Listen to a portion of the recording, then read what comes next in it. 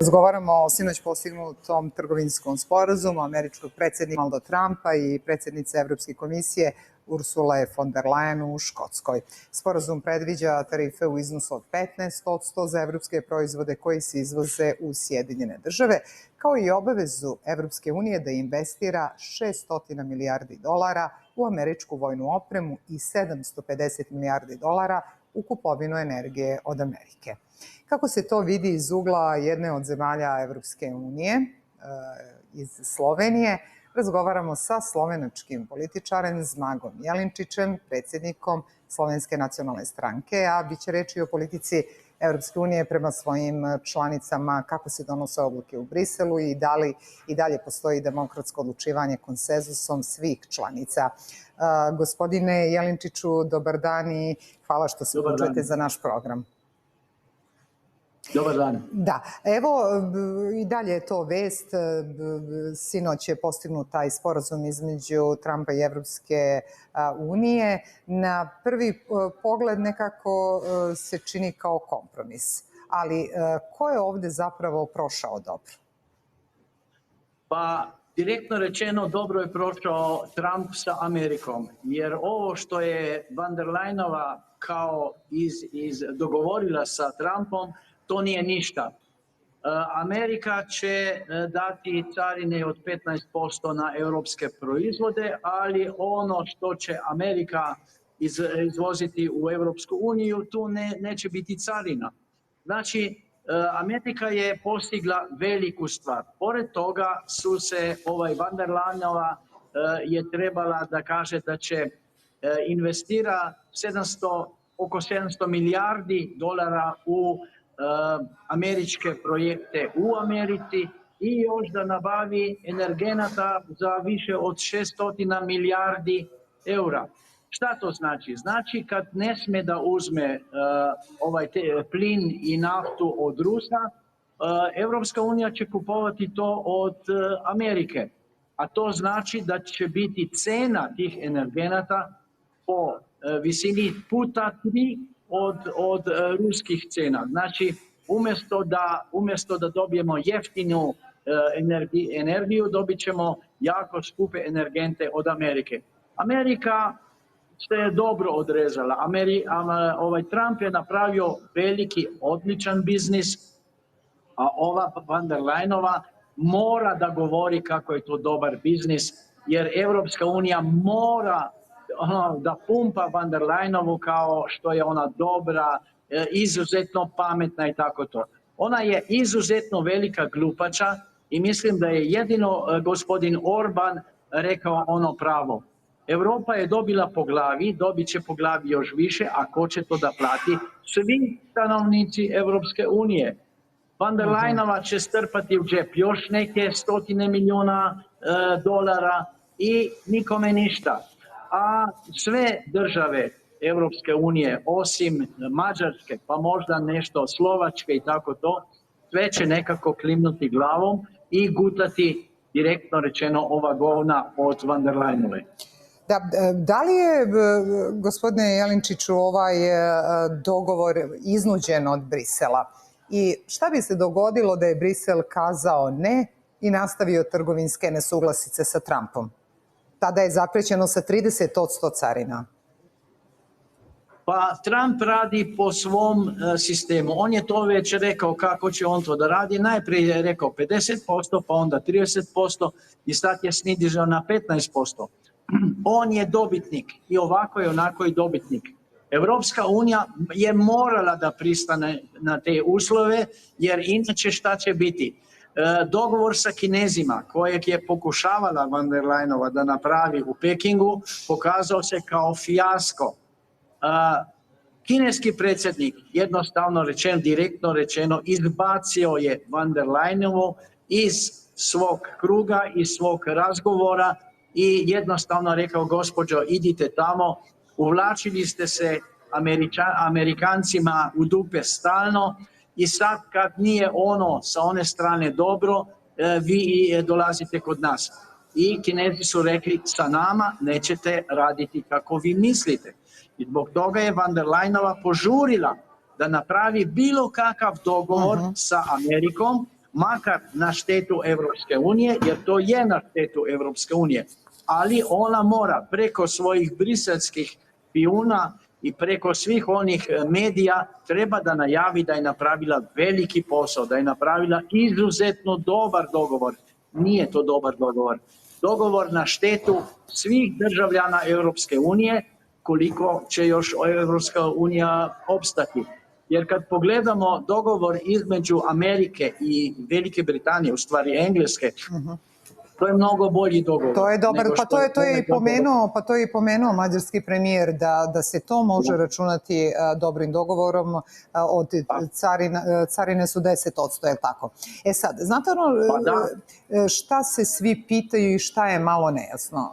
Zašto američki predsjednik na ovaj način pritiska Evropsku uniju, koja je uvek bila američki saveznik?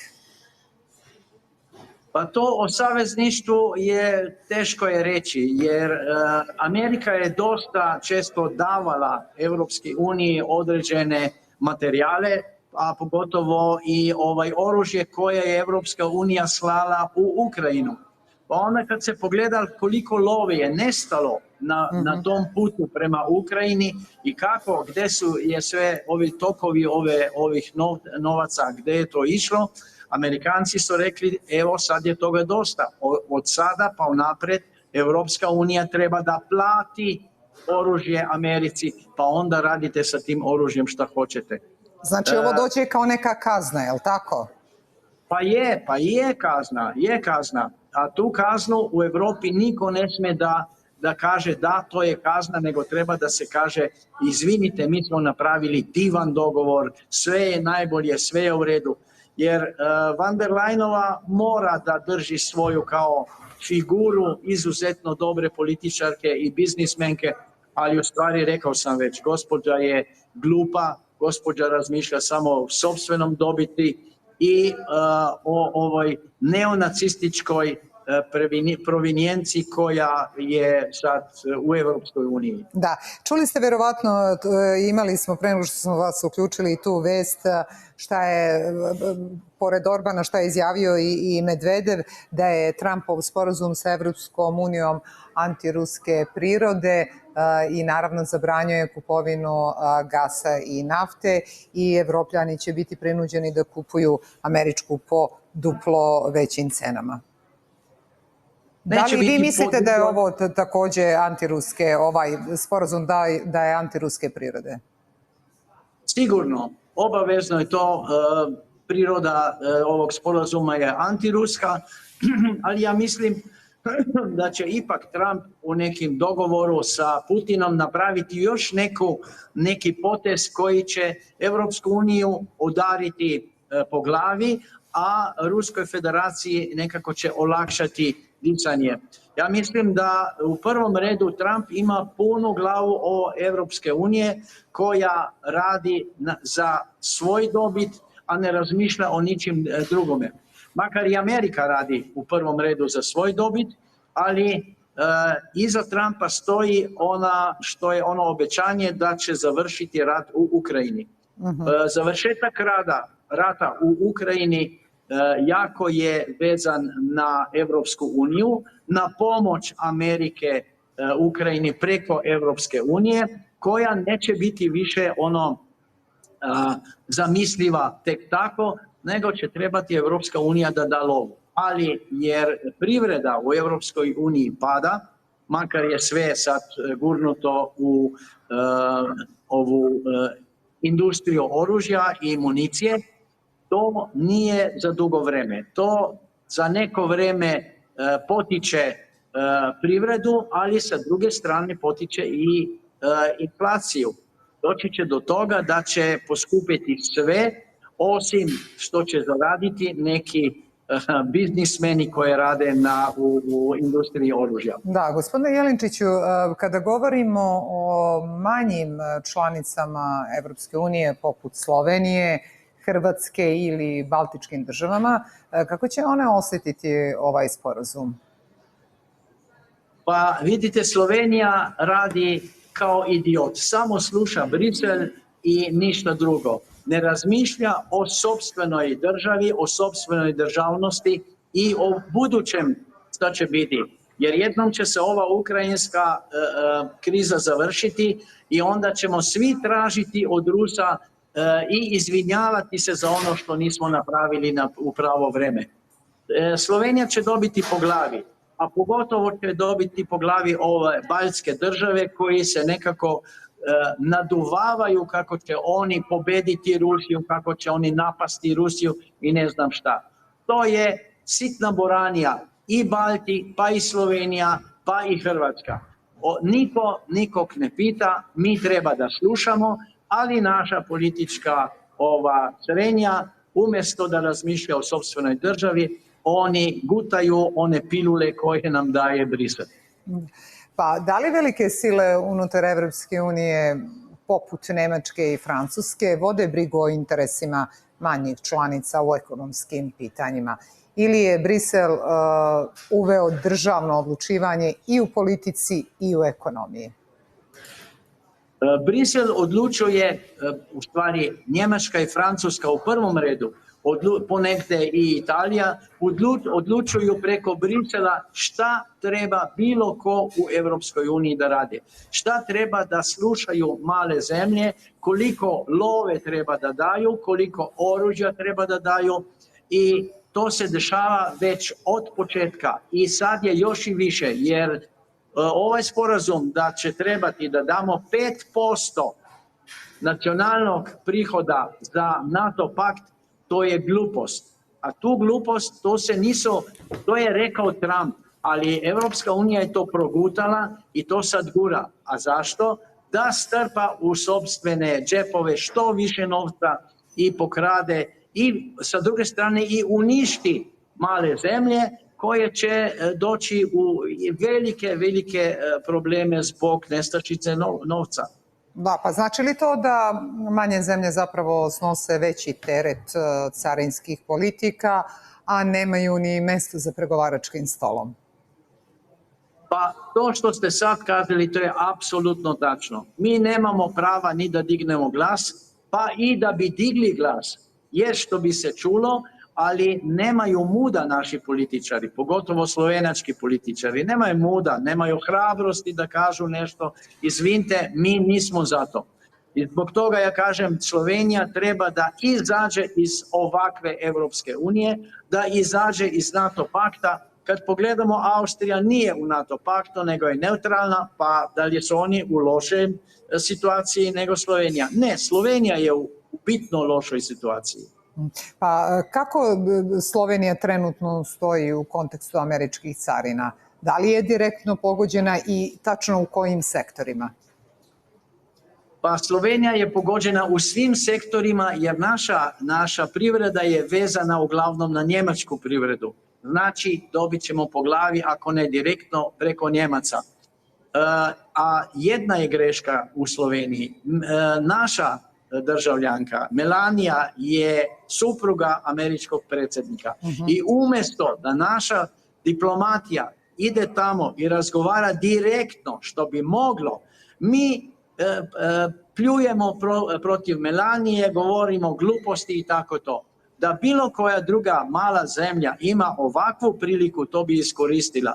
A mi, naši idioti na političkoj sceni, to ne uspeju, ne smeju, jer im Brisel to zabranjuje. Mislim, tu se kaže sav primitivizam slovenačke politike, pa i leve i desne, jer tu nema bitne razlike. Da, to ste dobro primetili da verovatno bi da je bolja diplomatija mogli mnogo toga u vašu korist da završite, jer kao što vidimo prva dama je veoma aktivna u ovom drugom mandatu i vrlo utiče na predsjednika. Pa vidite šta se u Srbiji se desilo. Došli su ljudi srpskog porekla u Srbiju i u Republiku Srpsku.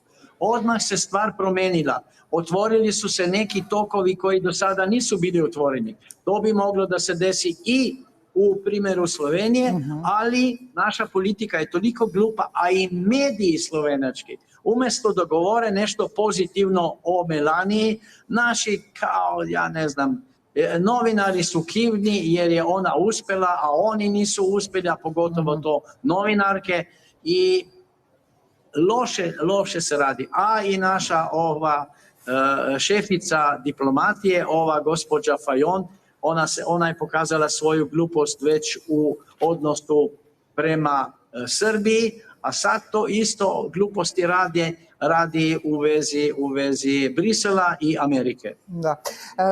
Također je Trump uveo ili najavio carine prema skoro svim većim ekonomijama, Kini, Evropskoj uniji, Meksiku i Kanadi. Šta on time želi da postigne i da li smatrate da će uspjeti? Da li je taj njegov krajnji cilj definitivno biznis i prosperitet Amerike? Pa on je to rekao na početku svog mandata. On je rekao America first. To znači on će da misli i razmišlja samo o prosperitetu Amerike i on je već napravio neke poteze, pogotovo tamo kad je izbacio ove razne LGBT i nevladine organizacije i tako dalje. I sad on to radi u prostoru biznisa. On u početku kaže neku strašnu varijantu, pa onda tu varijantu snizuje, pa ipak dođe do izuzetno pozitivnog rezultata za Ameriku. I on će raditi u tom pravcu. U prvom redu on je više biznismen nego je političar, ali i na političnom polju, jer je to jako vezano sa biznisom, izuzetno mu dobro ide. Bitno, mnogo bolje nego bili koji mediji u Europi to priznaje. Evo, moramo iskoristiti priliku i sa vama to da prokomentarišemo. Također je još jedna važna tema u Evropskoj uniji i najava predsjednika Francuske Macrona da će ta zemlja priznati Palestinu. Po vašem mišljenju, zašto je Macron na ovaj način odlučio da se suprotstavi politici Vašingtona, jer odmah je usledio i odgovor upravo američkog predsjednika? Pa Macron razmišlja da je on neki De Gaulle. De Gaulle je izašao iz NATO pakta i pokazao je jačinu Francuske prema Americi, ali to su bile druga vremena. Danas Francuska nema ništa da se nečim hvali. Zbog toga je Macron kao neki peder koji je kivan na Ameriku, što ga ne sluša i što ga ne uzme u obzir. Ali Macron zaboravlja da priznavanje Palestine znači neki milion Palestinaca u Francuskoj. Šta će sa time? Macron već sad ima probleme sa Arapima, sa crncima iz Afrike i tako dalje. Pa da dobije još jednu poziciju, još jednu pošiljku Palestinaca, spravit će Francusku na koljena. Jedina mogućnost u Francuskoj je da pobedi stranka od gospođe Le Pen, ali to je u Francuskoj teško zbog njihovog sistema izbora. Da, znači vi mislite da od ovoga ništa neće biti i da prosto njegova reč, kao što je i američki predsjednik rekao, ne znači ništa i da Evropa ne može da donosi ovako važne odluke. A da li će možda poremetiti te diplomatske odnose između Vašingtona i Francuske? Pa sigurno, Francuska će dobiti šamar. Dobit će šamar od američkog predsjednika, kao što je Macron dobio šamar od svog muža ili šta ono bio, ili je žena ili je muž, ne zna se šta je. Supruga. Da, takozvana gospođa. Da. Ja mislim da je Macron pogrešio. Pokušavao je na taj način da uđe u političku scenu i Macron razmišlja da je Napoleon. Ali Napoleon je bio lider, bio je vođa, bio je vojskovođa, a Macron od toga nije ništa. Jedino što je peder na kokainu. Američki predsjednik, ne znam da li ste vi čuli tu njegovu izjavu, pa evo da je pročitam, kaže Macronova izjava nema težinu, Evropa može da priča šta hoće, ali se zna ko odlučuje. Da li je uvek ovako, evo konkretno sam sada pročitala vezano za priznavanje države Palestine, ali da li je uvek ovako bilo u odnosu Amerike i Evrope? uvek, Amerikanci su uvek rekli šta mi trebamo i kako trebamo. Pogotovo u početku jer je Amerika imala novac, a Europa nije imala novac. Jer treba da se izgrađuje.